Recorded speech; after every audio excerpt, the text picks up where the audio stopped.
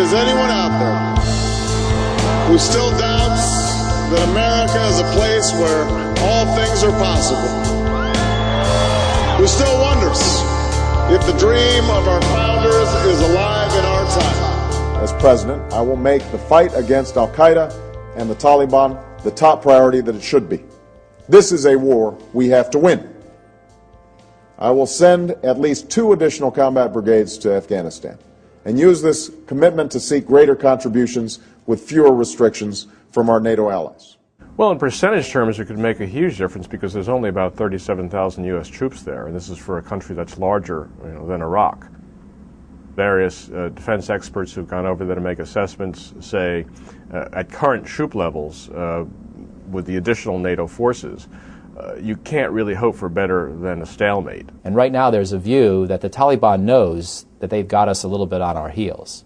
Not across the whole country, not in the big cities, not categorically, but that the perception in the West is we're starting to lose, and we're going to have to turn this around before we're really in the kind of position where we can propose terms that are our terms. The potential that a bigger U.S. footprint in Afghanistan could alienate the Afghan people and turn them into sympathizers with the Taliban. The more we look like a foreign occupier, the more danger there is.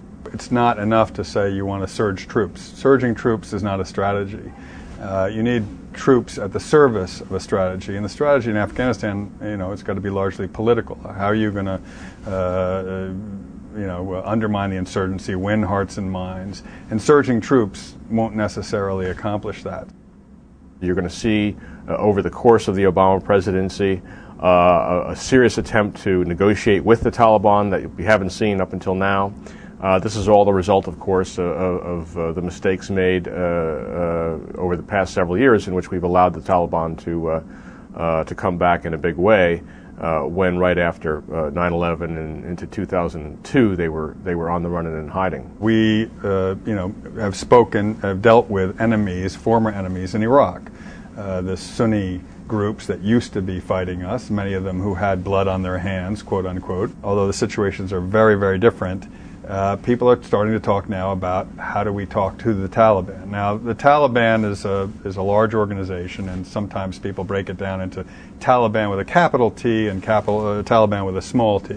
In other words, you can talk to some Taliban people about, say, switching sides or coming over to the government side or trying to reach accommodation with them on a local level without necessarily talking to the hierarchy, the upper senior officials of the Taliban.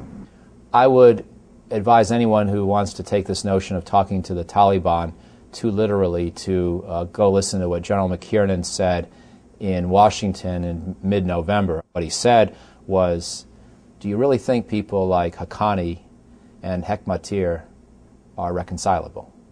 Really? And if you do, I've got a bridge I want to sell you someplace. In other words, American and NATO military command do not believe that most of the worst leaders in Afghanistan are reconcilable.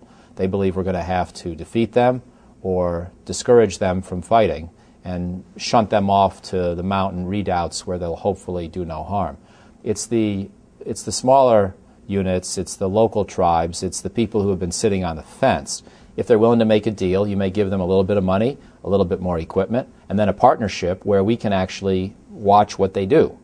And if all those things are satisfied and they can live with us making that deal with them, you have a basis for going forward.